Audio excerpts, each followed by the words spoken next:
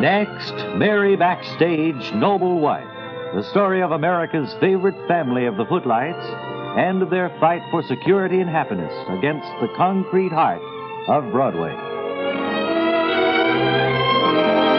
In the lounge car of the crack Hummingbird Express heading west, Mary, Harry, Calvin, Pop, and Greg Marlowe are enjoying an after-dinner drink after their meal in the dining car.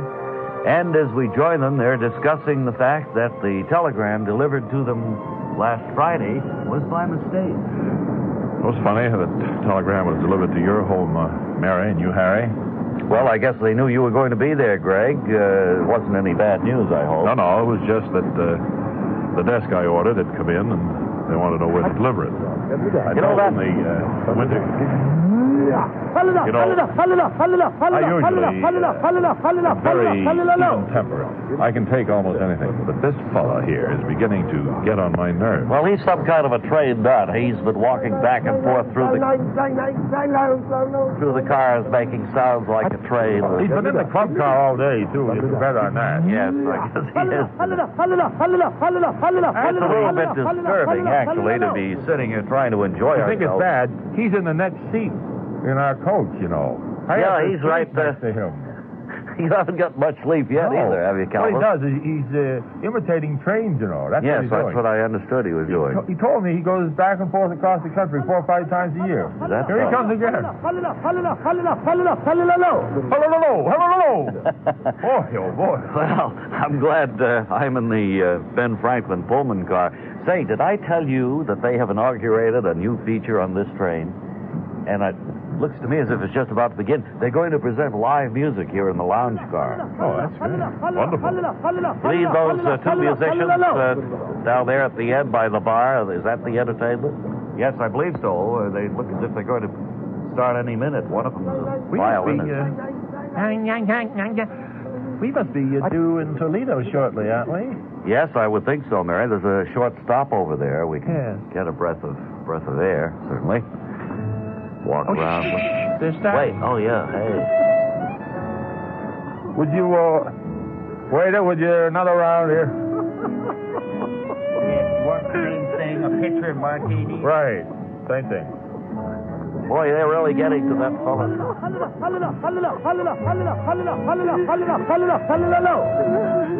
One of the craziest trips I've ever made on a train. I'll have to say that for it.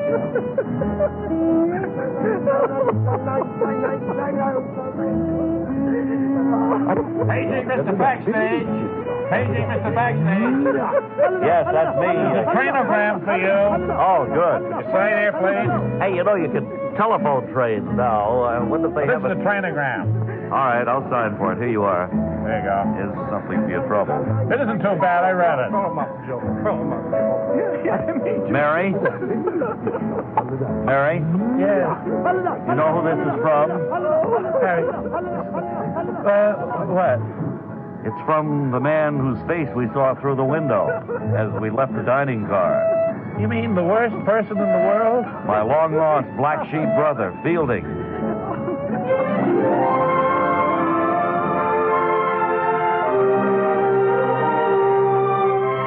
And so Mary and Harry, Pop, Calvin, and Greg realize that Fielding Backstage has re-entered their lives. Is he aboard the train? And what of the train buff who keeps traveling back and forth?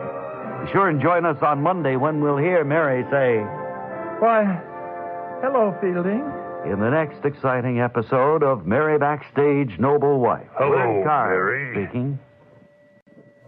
Hello again, everyone. This is Radio New York, or as we like to say, Bob and Radio New York. We think that's really cute. Isn't that a cutie? Isn't that darling? What I tell you what. Gosh, what creative little guys you fellas are. That really fits in there, gang. Honestly, Bob and Ray, the way you fellas talk so funny on the radio, I just get so uptight about it. That's right. Will you please? Huh? Oh, boy. Gosh, what funny guys. What do you got on the air there today? Well, I was just looking down here. This is William Jennings Bryan's birthday. He was born in 1860 in Salem, Illinois. Famous, of course, for the Cross of Gold speech denouncing the gold standard.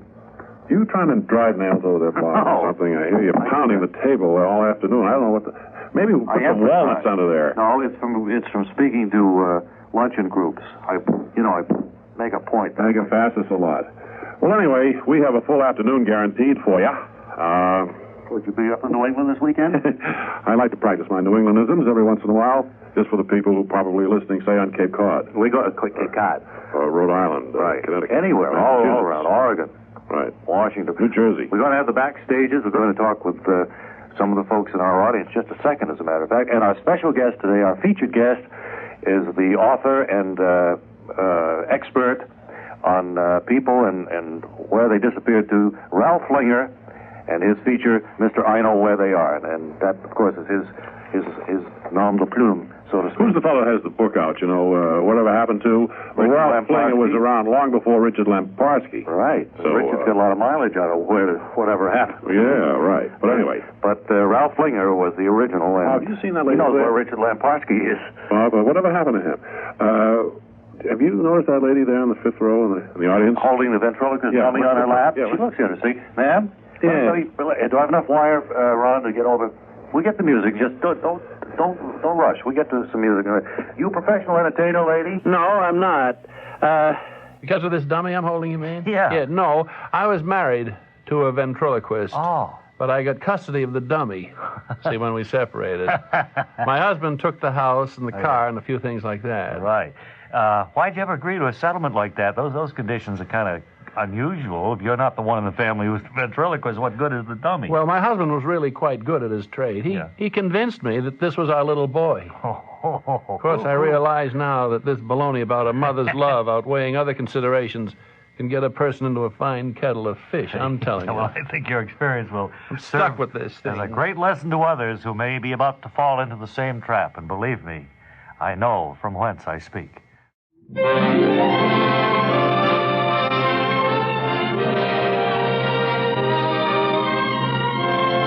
Next, Mary Backstage, Noble Wife, the story of America's favorite family of the Footlights and of their fight for security and happiness against the concrete heart of Broadway. Just after meeting Fielding backstage, Harry's long-lost black sheep brother, at the stop in Chicago, our friends discovered that the train would be held over for 24 hours and that they must wait until the following day to head westward for the opening of their new play. So they've decided to attend a nightclub. Very interesting. The conductor was telling me that we're going to be delayed several hours here in Chicago because the train on the March to Washington, the coach, or whatever that is. It's the Pullman car. Pullman. It has developed a flat, not a flat tire, but a flat and a hot box problem. Oh, that was the reason. You know something that just hit me between the eyes? That train buff is here at this nightclub with us. I saw him come in. Yes, I did, too. And he ordered beef, too, during the meat boycott. Can you believe that? He's a real, well, I don't know what to call him. I hear there's entertainment at this club. Yes, there's a new singer that they're introducing. Yes, I guess we'll have the same thing all around once again later. Picture of martinis, Calvin? Yeah, a picture of martinis for me. Well, I'll have the same. 2 pictures. Yeah, I'll go along with that. Oh, say, there's the MC coming out on the stage. The show must be about to start. Let me have just soda water. Party pooper. It's all right, Mary. One good thing, Fielding didn't come to the club with us. At least we can. No, he's staying right on the train, he said. He doesn't want to miss it when it pulls out. Good evening, ladies and gentlemen, and welcome to the club. Oh, look, he looks just like Howard Cosell, doesn't he? It's a real pleasure to introduce the star attraction, the new singing star from back east, I'd like to break his jaw. Mr. Lou Carter. Mr. Lou Carter, ladies and gentlemen. Let's give him a nice big Chicago welcome. Never heard of him, did you, Calvin? Yeah, I saw him on the Carson show once. Oh, did you? Hot house to you. Ready, baby. I got a torn right near my corn from walking barefoot through the hot house to you. And you when folks I be ordering fell food? into the No, I don't believe so, waiter. We just came I for the seen her show. heart skip a beat. This guy Carter doesn't want any food served while he's on. That's why I asked. Well, we won't be any problem. And he likes you to drink quietly. I Sip. didn't even feel no pain Right, because there wasn't All right. any rain I in don't want to cause any grief. I can't even hear him with all the talk going on there. I want to hear. I got a rose between my toes. Hey, will you people dry up at the next table? I'm trying to enjoy this show. Well, we're trying to hear the singer, too. Bunch of squares from the east. Is that where you're from? Yes, we're from New York. Bunch of squares. Lucky day, I got a rose between my toes from walking barefoot through the hut house to you. Oh, I think he's good. He's got a good career. Would you like to dance, Mary? I don't think Mr. Carter wants you to dance while he's on. No, the show is on, Greg. It's no time to dance. I wasn't thinking. Well, I hope that train will be ready to take off tomorrow morning anyway. I guess we'll have to stay at the hotel they put us up in. Hey, buddy, at the next table. Would you move your chair back a little? You're in my way. Feel no pain because there wasn't any rain. Wow. Pretty baby. Got a wicked left there, doesn't he, Calvin? Why you died because the sun began to shine upon. I'll be all right. I'll be all right. For now my feet Is that the feel train, warm Bob? and gay. I think it is. I got a rope. Certainly ruining Lou Carter's act, that's for sure. I don't know as I like this nightclub. It's kind of a little on the rough side. I just found...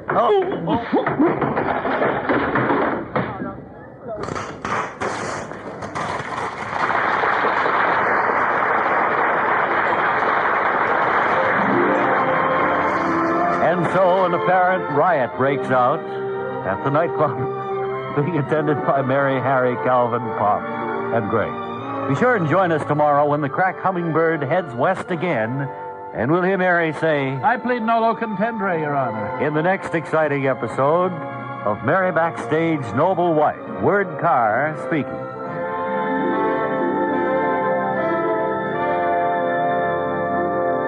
Are we going to have commercial or... Right, commercial. I mean, I just want this thing to be perfect. I know you do. You're a perfectionist. Brother. Webley Webster, ladies and gentlemen, Am I going to play the great harmonica today or the organ? Which? Well, not the organ, because that's in the John Gambling studio for some reason. I guess he was threatening to play it last week. I heard they blew a gasket. John Gambling or the mighty... The organ. Oh, I don't know. They're replacing it. It's right here. Well, I know that the organ was down a quart of oil since Friday. I think that's been fixed. I think that's been taken care of. Oh, well, that's good. Yeah. Understand you were signing autographs out there, Ralph. That's right, Bob. It's been a long time since Golly, I've it's seen good you. to see you. I was just had lunch with Richard Lemparski. Oh, really? Well, I should say our lawyers had lunch with Richard Lemparski. There's some trouble there, is it? Yes, you see, I've been doing this, Where Are They, for a long time. I know you have. I've been doing Whatever Happened to Us when Tom Mix was still making movies. Right. So I think I was a little ahead of Richard Lemparski. Well, you were doing Whatever Happened to Us when they were still around. Yes. That's like right. they hadn't disappeared. Right. But you have been very successful, and you've been off the air for a much too long a time. I Ralph. don't want to discourage you two fellas, but Lemparski has a whole chapter on Whatever Happened to You two guys. I know he does. That's what makes you feel... Boy, that's when you know you've been off the air for some time. Well, what's Hey, new, guys? Webley Webster, Ralph, can you go over there and get your material What do you ready? think of Providence? Pretty good basketball team. Oh, Providence is fine, yes. Aye, unbelievable. Right. Aye. Speaking of that, will Sam DeLuca be along later today? He'll be along about an hour from now. I want to get his autograph. He's busy typing out there and getting his material all together. Very good. Just about an hour. All right. So we've got a lot of things coming along, the backstages too, of course.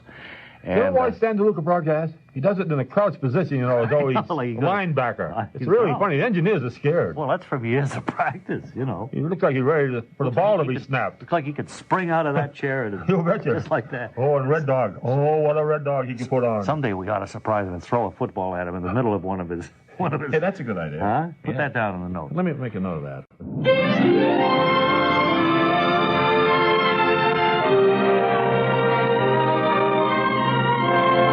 Next, Mary Backstage Noble Wife, the story of America's favorite family of the Footlights and of their fight for security and happiness against the concrete heart of Broadway. It's the morning after our last episode now as Mary, Harry, Pop, and Calvin stand on the train platform in Chicago preparing to reboard the crack Hummingbird Express to continue their trip westward and the performance of Greg Marlowe's play Westchester Furioso in Seattle. And as we join them, we hear Mary say, Well, I hope Greg makes it. He had to go and make an important phone call, he said. I don't know where he could be, though. He was there in court when the judge was so kind to us, and... Oh, wasn't he generous? Boy, letting us off with just that warning was the best thing I could think of after that melee that broke out. Well, I think your pleading nolo contendere helped, too, Mary. Yes, it did, Mary. Have you noticed this fella? He always... Have I noticed him? But what I'm going to say, though, have you noticed he's always taking notes? Yes, writing. I saw him doing that, too, and that's hard to do, to go, hallelujah, hallelujah, hallelujah, and write notes at the same time. There is. I don't know what his point is. Well, he's certainly going to get on the train with us again. We'd better board. I don't know whether Greg is going to make it or not. I've got my Gladstone bag here. That's good. That was nice of them to put us up overnight at the hotel. Well, we got the train fixed for the wheel or whatever it was. Now, what car was I in? You were in the Martha Washington, I think, That's Mary. right. I'm in the Ben Franklin. Right. Compartment C. And Pop and I are through coats, right? Yes, as far as I know. Where do you suppose Greg is? The train is starting to move. Oh, here we go. I don't see him anywhere. Sir, what are you always writing notes about there? Hullabaloo, hullabaloo, hullabaloo. Whatever it is you say. Doesn't seem to be paying any attention to you. Why do you always write notes, sir? No, he's not paying any attention at all. Well, we're on the way, and Greg isn't with us. There's that. They've got one of those here, too. It's a nice touch, you know. Goodbye, sir. What if that's something the new train company has put into effect? Could be. Kind of like having a male steward on an airplane, isn't it?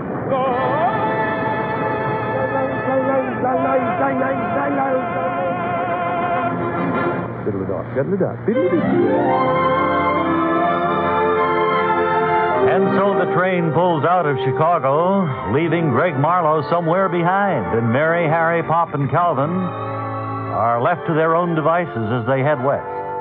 Be sure and join us tomorrow when we'll hear Calvin say, Conductor, is there any way a man can catch up with this train if he misses it? That's tomorrow in the next exciting episode of Mary Backstage Noble Wife. Word Carr speaking. You received nothing for taking part in our survey? No, sir, not a thing. The way the survey works, ladies and gentlemen, is that the person listens, as did this gentleman, to this radio program and another radio program for a period of from 8 to 10 days. How many exact days did you listen, sir? 9 days. 9 days. And at the end of that time, you decide which program you like better, the Bob and Ray Show or the other one. Which did you decide on? I preferred the Bob and Ray Show. And would you tell us why? Yes, because it supplies 25% of the U.S. recommended daily allowance now set by the U.S. government for protein, 10 vitamins and 5 minerals. Thanks, Bob. Thank you, Bob. Okie doke, and right here it's 12 minutes before 4. I don't know what you folks are interested in the time at this time of day. This is a habit for morning radio that you never really lose, I guess. Always give the time. Anyway, I want to come over here with the song I got. I never wear a watch. I just don't care what time it is. I just don't care. Do you know, I know a lot of people who don't do that. Time is just forget it. I'm sure the watch people are not happy to hear that, but they... You have a general idea what time it is. You know it's late afternoon. You can look most anywhere you are, and you can see a clock. You can always say, buddy, you got the correct time? Right time, sure. Right. Ma'am, I'd like to talk with you a little bit here. You've got a pyramid of cannonballs piled up in the aisle beside you. Do you plan to bombard something a little later on? No, these are just my samples. I travel around from one county seat to another, selling pyramids of cannonballs as courthouse lawn decorations. You always carry them around loose this way, or what? Well, how would you suggest I carry them? Have you ever seen a sample case that a pyramid of cannonballs would fit into? No, now that you mention it, I don't think I have. You really got to kind of carry them that way, huh? I guess you've given every alert sample case manufacturer something to mull over. I hope so. Maybe they'll come up with it. While they're mulling, let me speak with this gentleman. Can I just get through here? You seem to be taking notes on everything we say there. Is there any reason for that? Gee, to be perfectly honest with you, I don't know. You see, I landed with a bunch of other enemy agents about a week ago. But somehow I got separated from the rest of the fellows before I found out what my secret orders were. I think I'm supposed to be spying on something, but I don't know whether it's this show or what, you know. Well, that doesn't seem very likely. No. I wish you'd put that hand grenade in your pocket, though. And don't pull the pin on it, huh? Yes. Don't imagine you're permitted to tell us the name of the country that hired you to do this espionage work, are you? Well, I might be permitted to, but that's another thing I never found out. You see, all that stuff was in the sealed envelope the head guy was supposed to open at the airport and read to the rest of us. Right. But I got all mixed up trying to get down on the up escalator, and by the time I got to the bottom, nobody was around, see? Believe me, I've never been in such a mess in all my life. Well, I wouldn't worry about it. There are 2 federal agents coming into the control room right now, and I imagine you'll be in a far greater mess pretty soon. I suppose so. But it's been fun having you here for the first hour anyway. Let us know what happens to you after you get dragged away. I'm going to chat with some more of our audience members, but right here I'm going to see what we have cooking in the control room.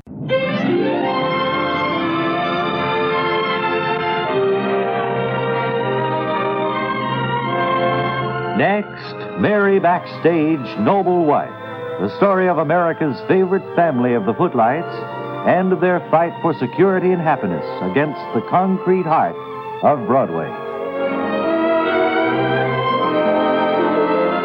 Yesterday, the Crack Hummingbird Express left Chicago heading west with Mary, Harry, Pop, and Calvin aboard, but no sign of Greg Marlowe, young playwright secretly in love with Mary. Now, a few miles west of Chicago, in Mary's compartment, in the Martha Washington Pullman, we hear. I think we ought to rehearse some lines today. Sit here and read them. Yes. It'll help us get familiar with the play, possibly. Even though Greg isn't with us, I imagine he'll be making some effort to join us in Seattle for our opening. You know, Harry, it occurs to me that there's a distinct connection between Greg not being here and your black sheep brother being absent. I haven't seen him since Chicago. You know, that's very true, Mary. Fielding and his cohort Eddie were with us when we stopped in Chicago. Then they seemed to disappear, and after having said they would be in the show when we play it in Seattle. I have some misgivings. I have a feeling that there is a definite connection. I just hope that they haven't harmed Greg Marlowe. Well, anyway, here's the play. You have a copy of it, Mary, do you? Yes. All right, well, let's start right here on page 1. Might as well. All right. Door opens. Door opens. Oh, it's you, Edward. Come in. Yes, and you, Margaret. I hadn't expected you to. Can you, Pop, can you close the door to the compartment? Yeah, I'll take care of that. It'll slide shut. You still can hear voices out in the hallway outside the compartment. Edward. But they'll be lower. I know this is probably no time to bring up a subject like this, but you know, it's been years since we visited. I can't say it. What are you crying for, Mary? Well, she's not crying. It's in the play that way. She's supposed to cry. That's what it says in the play. I'm sorry, I didn't know that. Following the book here. Go ahead, Mary. I thought you was in some kind of pain, Mary. Please, excuse me. Sorry, Mary. You're out of the mood now, I imagine. Let's take it from the top. All right. Door opens. Edward enters. Edward. Why, Margaret, it's you. Yes. You know, it's no time to bring up this subject, but you know, it's been years since we... What's the matter, Mary? There's nothing the matter. I'm just emoting. She's acting, Harry. That's part of the thing. I forgot. I'm sorry. Part of the show. When you act like that, you cry. Right. She hasn't seen Edward in a good many years, and she just feels very warmly that he's... haven't you read it all? The play has nothing to do with that. I just glanced through it, Mary. I haven't really gone into it to any extent. No, it turns out that we hadn't visited our hometown. If you'd only read ahead, Harry... Is that what you're crying about? Well, I'm not crying about it. It's the way the author wrote it. That's what I mean. In the play, you're crying because we're going back to our hometown. I can't stand it. I'm going crazy, Well, too. I told you you'd hear him out there in the hall, even with the door open. I think you're all nuts. Can't do anything. I'm going to get off at the next stop and fly home to where the real people live. Why don't we go down to the lounge car, Calvin, and let them rehearse by themselves? I think they're just confusing things.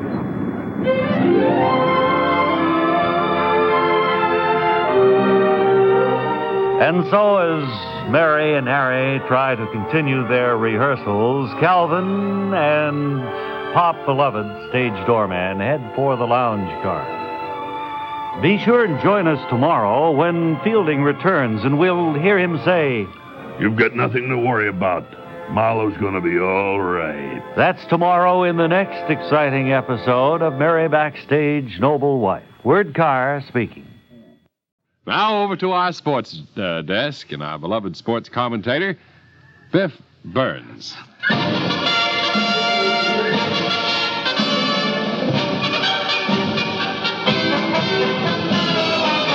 And hi there, sports fans. This is your eyes and ears of the press box, Biff Burns, speaking out once again from the Biff Burns Sports Room. And we have a fella in the sports room today who's fighting hard to win Rookie of the Year honors with the New York Rangers season.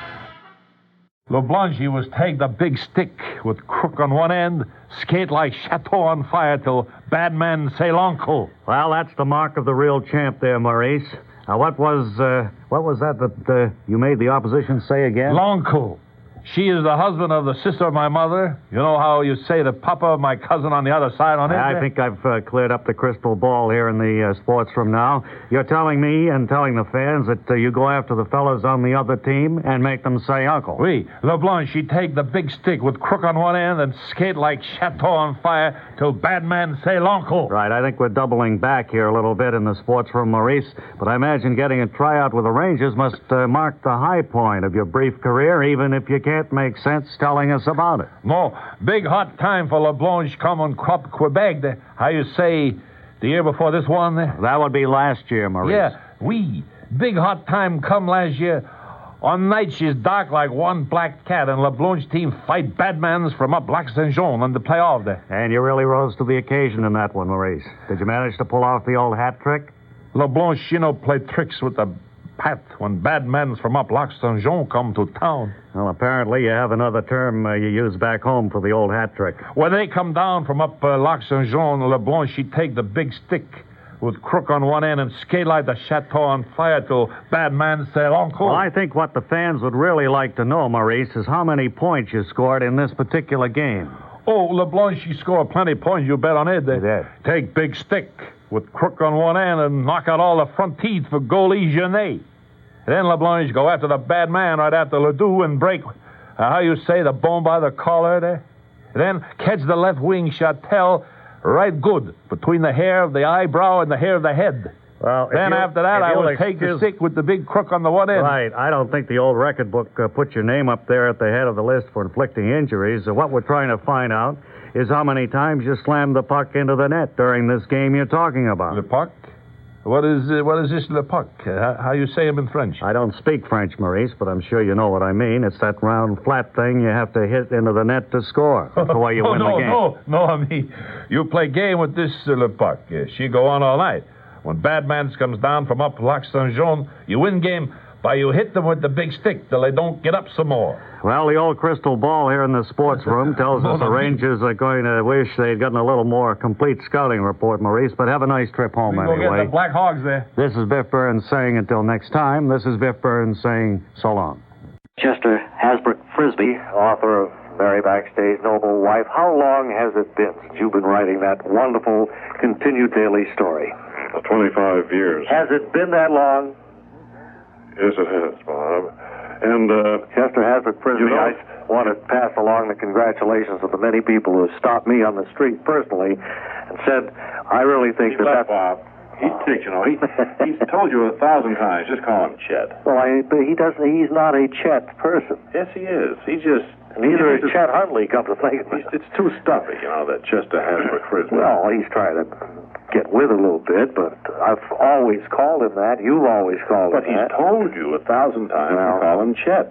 You know, I mean, so why don't you do it? I think you just try to irritate him. I really do. No, I'm not really. Kind of rub him the wrong way.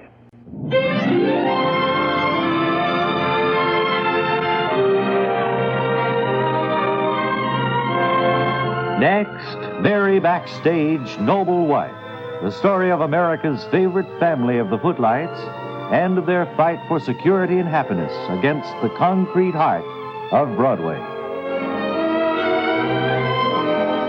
It's shortly after our last episode now, and in the lounge car of the Crack Hummingbird Express heading west, Calvin and Pop Beloved stage doormen have come, leaving Mary and Harry to rehearse their new play, Westchester Furioso. And as we join them, we hear Calvin. I think it's better that we leave them alone there because we're only interfering with their artistic talents. Oh, yes. They can't study lines with people walking up and down outside. I don't know how people can remember all those lines in a play. Can you, Pop? Well, let's just practice, I guess, Cal. Yeah, let's sit down here. This looks like we near the piano bar. I think that... there's the train buff again. I know he takes notes all the time. I know he does. We've all noticed that by now, so I begin to wonder if maybe he has some other function other than to irritate us. I like the introduction of live entertainment on the train in the lounge car, though. It's pretty interesting. Oh, I guess a picture of white ones.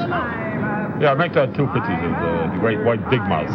Hey, look, the fellow's singing there at the piano now. Let's listen to him.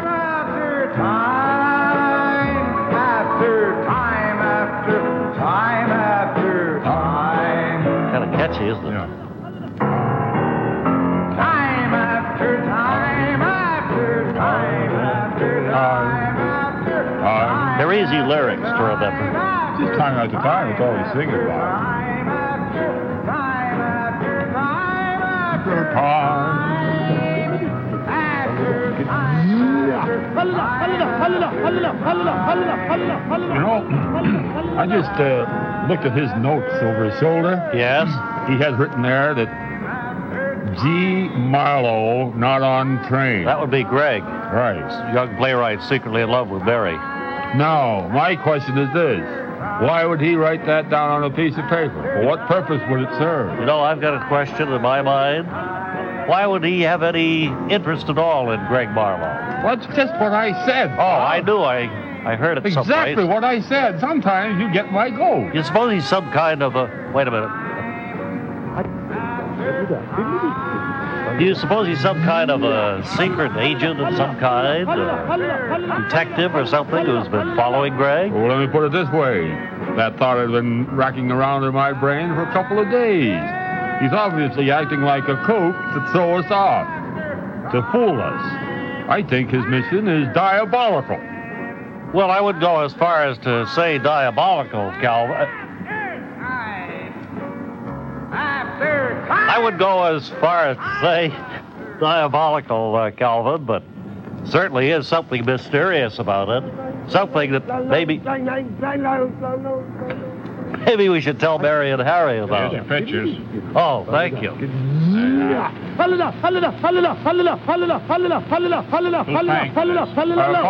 He's paying. Who's paying? I pointed at you, that fellow there, Calvin. The fellow with the pointed head, Pop. All right, I'll pay for this group of pictures. You can pay for the next group. Okay. I think that fellow's going to sing again. He looks like he's counting off the tempo. Yes, he is. Here, here's your money, waiter.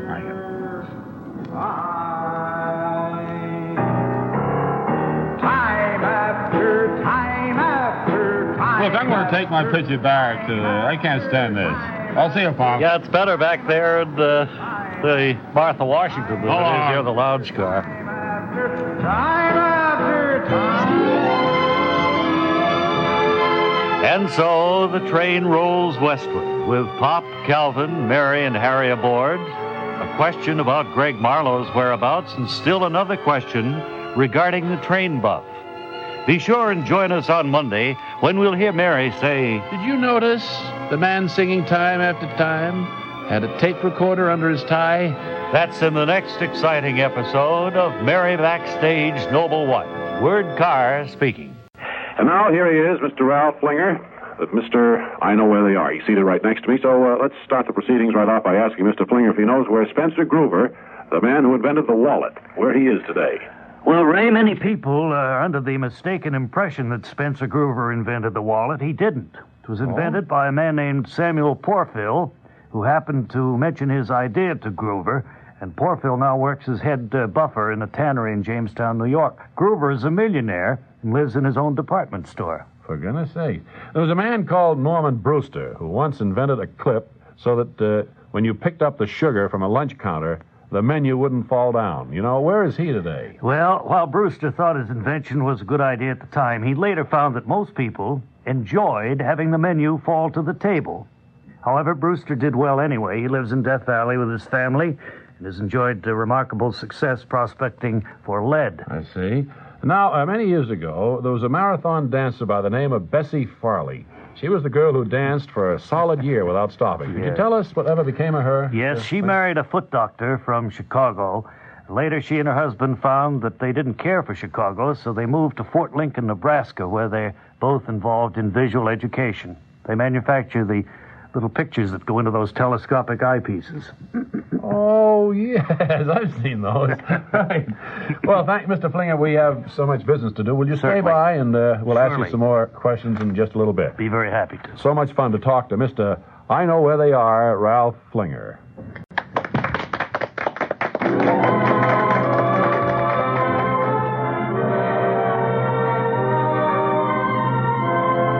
Next, Mary Backstage, Noble Wife, the story of America's favorite family of the footlights and of their fight for security and happiness against the concrete heart of Broadway. Today, as the Crack Hummingbird Express approaches the foothills of the Rocky Mountains, we join our friends in the lounge car, where Mary and Harry are rehearsing their roles of Margaret and Edward in Westchester Furioso, the play that's to open in Seattle, as Calvin and Pop sit by listening to the... So I think, Edward, that when we do visit Westchester, we should plan to visit the McVees. Yes, Margaret, I think your idea is a good one. An idea which certainly we should consider. What's that next one? Oh, hello. Hi, Mary. Harry. Hey, what's that, Mary, you're wearing there? It's a brooch. It was given to me as a bequest. Oh, be quiet. It was bequested to me as a bequest. That was from her bequesting grandmother. Yes. It certainly is beautiful. Look how that simulated gold shines in the light here in the foothills of the Rocky Mountains as we roll westward. And notice this clasp. You cannot open this accidentally. It looks like a safety clasp that wouldn't come loose and lose that beautiful brooch. I'll never lose this brooch, not with that clasp. And look at the imitation leatherette right around the edge of this. Isn't it just beautiful? The shape of it itself connotes good luck, I guess, of some sort. Yes, it's supposed to bring the wearer good luck, I was told. It always brought good luck to my bequesting grandmother, who bequeathed it to me as a bequest. When she died? Yes. Mary wears it every day. Wouldn't be without it. Well, I've never noticed it before. It certainly good luck, like they say, Mary? Yes.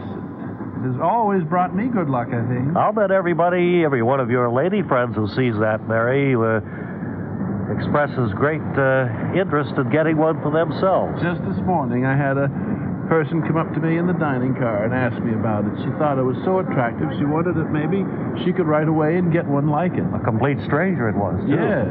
Didn't even know Mary or me.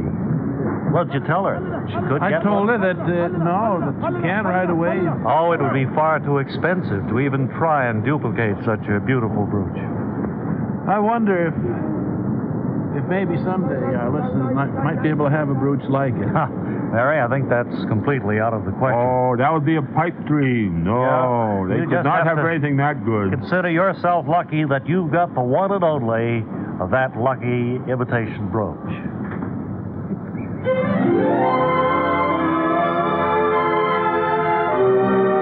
And so, the Crack Hummingbird Express heads into the Rocky Mountains, nearing its destination, Seattle. You'll want to be here tomorrow when we'll hear Calvin Hoogervin say, "Oh, I wish our friends in the audience could have a brooch like that." That's tomorrow in the next exciting episode of Mary Backstage Noble Wife. Word Carr speaking. This week we took our roving microphone to Napoleon, Ohio, to speak with the shop foreman of the Great Lakes Paperclip Factory, Mr. Hudley Pierce. And I think our live remote is ready. If you hear me, Artie, come in, please, in Napoleon. This is Artie Skirmahorn in Napoleon, Ohio. I've spent several days here with Mr. Hudley Pierce, shop foreman of the Great Lakes Paperclip Factory here in Napoleon. And Hudley, I was amazed to find that such a big plant is devoted to the production of such a small item as the paperclip. Well, actually, there are much larger paperclip factories than ours, Artie. We're really one of the little fellas in the industry. Well, I assume that you have more than just that one building. I was also surprised that there's no machinery in there at all. No, we don't have any machinery. We just buy wire and long strips, and then our workers cut the strips into shorter pieces and bend them into paper clips. Well, now, if all of this work is done by hand, I imagine you have to get a pretty good price for your product. No, our clips are priced competitively, Artie. They retail at 10 cents for a box of 100, and we sell them here at the factory for 6 cents a box FOB. Well, how many boxes can a plant like the size of yours turn out in a week, say? Well, when we have all 3 shifts working, we can produce right around 200 boxes a week. If we can sell them all, that means we take in $12. And you can afford to operate a big plant like yours when your weekly sales only amount to $12? Yes. We have a very low wage structure here, Artie. Our average worker makes about 14 cents a week. 14 cents a week? How in the world could anybody live on that? We don't pry into the personal lives of our employees, but I understand that most of our people live in caves out at the edge of town, and they forage for food. Oh, I noticed during my visit to the plant that all of the fellows working there were dressed in rags, and they seemed to have strips of cloth tied around their feet. Well, you can't wear shoes when you make 14 cents a week. That should be fairly obvious to anybody, Artie. I just can't understand how you can get people to work for salary like that. Well, the union contract has quite a few loopholes in it. Oh? For example, it doesn't mention wages at all. That's a big loophole. But it does have a clause that makes a worker subject to prosecution if he tries to quit. Well, I imagine the union will have that changed the first chance it gets. No. Fortunately for our firm, it's a 99-year contract, and it still has almost 86 years yet to run. I see. Well, it certainly has been interesting to chat with you, Mr. Pierce, and I want to thank you for letting me go through your factory last week. It was a pleasure to have you here, Artie. This is Artie Skirmahorn returning you now to New York and Radio New York with Bob and Ray. You decided you like the Bob and Ray show best, is that correct? Yes, I'm sorry. First, let me say you've never met me before. I met you just about... Yeah, I know, just minutes 2.5 minutes ago. Right, and you've received nothing for this. No, I haven't received any money or anything. Now, you told me that between the 2 programs, Bob and Ray and the other one... Yes, sir. You like this one, Bob and Ray, the best. Would you tell me why? Yes. Since listening to the Bob and Ray show, I've lost 3 inches around my waistline, and I feel great without that sluggish morning after feeling. Thank you, sir.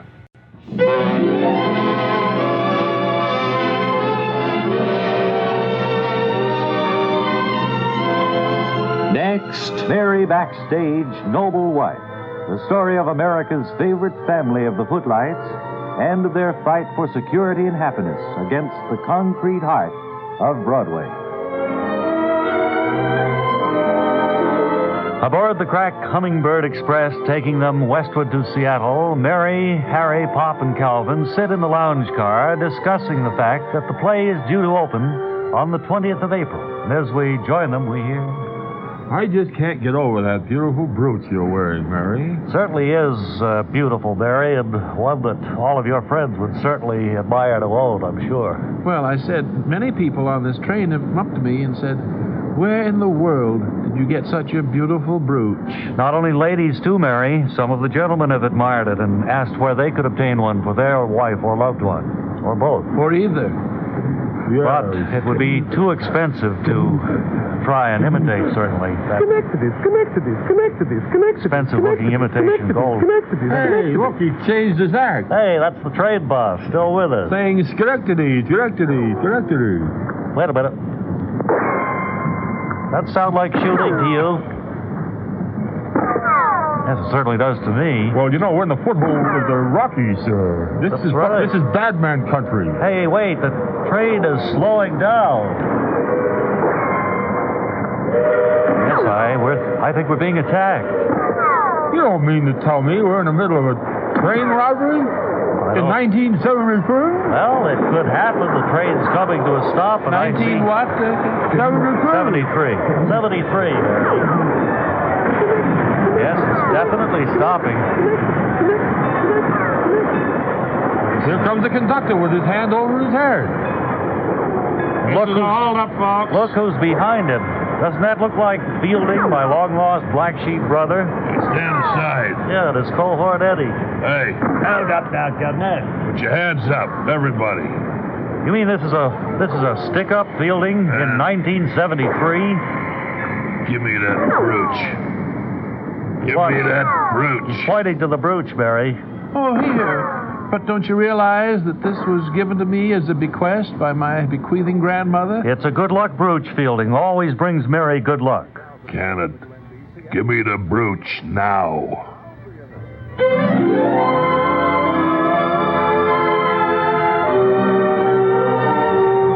Well, here is a surprising turn of events. The train has been captured by Harry's long-lost black sheep brother, Fielding, and he demands Mary's brooch. Be sure and join us tomorrow when we'll hear Mary say, I don't care. Shoot. I won't give it to you. In the next exciting episode of Mary Backstage, Noble Wife. Word Carr speaking. But knowing how these things turn out, I haven't gotten around to ask him just what it is. He's seated here with me now. Well, there's really no need to beat around the bush. I'm a troll. A troll? Yes, sir. Well, my instinct was right. I had a hunch it would be something like that. Of course, you blurted out your statement knowing that trolls are mythical elves who live under bridges. Well, yes, I blurted out my statement knowing that full well. Yes. I happen to live under the George Washington Bridge myself. Well, that qualifies you on one count. Right. But I don't think you're mythical. I'm sure you're not an elf. You must stand at least 6 feet 2, don't you? Just about. From a purely physical standpoint, I don't have the qualifications to be a troll at all, but I decided to take a swing at it anyway in hopes of combating juvenile delinquency. Uh-huh. Are you piling one absurdity on top of another here, or does it just seem to me to sound that way? Well, it just seems that way to you. You see, when I was a kid, my mother used to tell me that unless I was a good boy and ate my kohlrabi and stuff like that the trolls would get me. Uh-huh. But parents don't do that anymore, and, well, you can see the results. I can see what the results have been on you, yeah, but I don't suppose that's part of the thing you're aware of. Well, no, the part of the thing I'm aware of is that we have more delinquency now than we used to, don't we? Yeah. Don't you think so? And I think it's because kids today aren't afraid of trolls, and they run wild. So I decided to become a troll and scare a few young punks out of their wits. Well, your motives sound noble. I can't see how you propose to solve the delinquency problem by hiding under the George Washington Bridge, though. Well, I don't stay there all the time. Whenever I hear there's going to be a fight or something, I rush right over and make scary, so the punks will know I'm a troll who's come to get them. Hey? Does doing whatever you do get the kids all straightened out? Well, I think it would, but so far, every time I've just gotten a good start making scary, the cops have turned up and taken us all downtown. And they take you along thinking you're part of the mob. Yeah, of course, when we get downtown, I tell the sergeant that it's the others who are the young punks, and I'm a troll. And what does the sergeant do when you tell him that? Well, usually he sends the kids to the juvenile detention home and puts me in the psycho ward.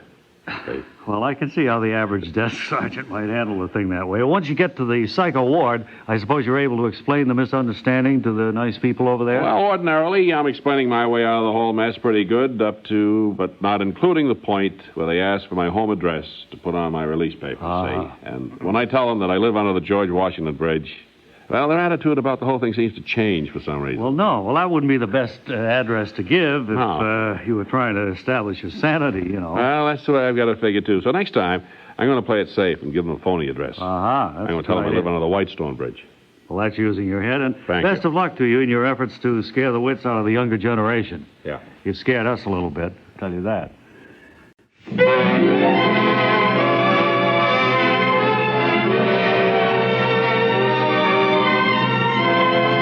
Next, Mary Backstage, Noble Wife.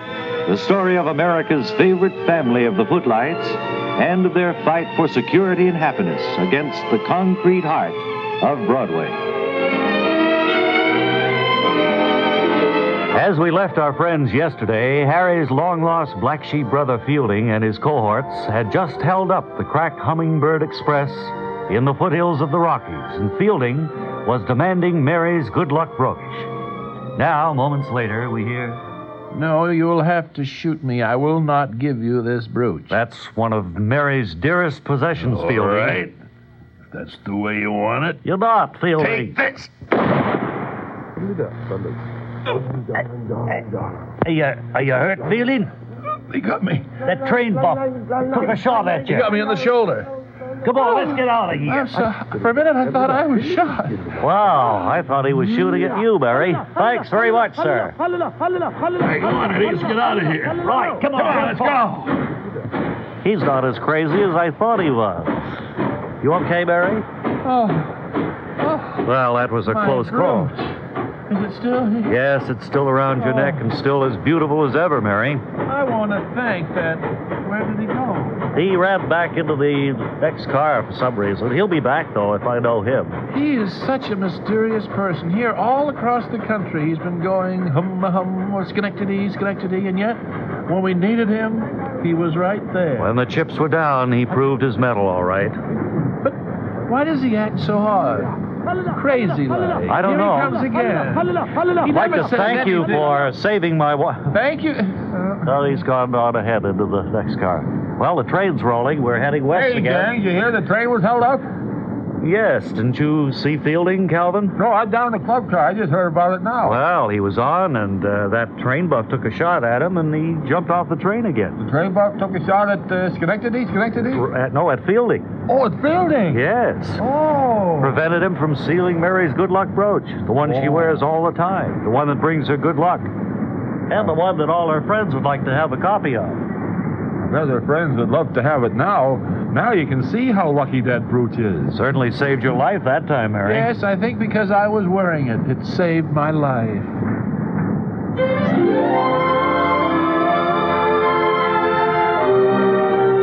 And so the train moves on again, headed for Seattle, and the backstage is opening in Westchester Furioso. Be sure and join us tomorrow when we'll hear Calvin say, "Hey, they arrested the train buff.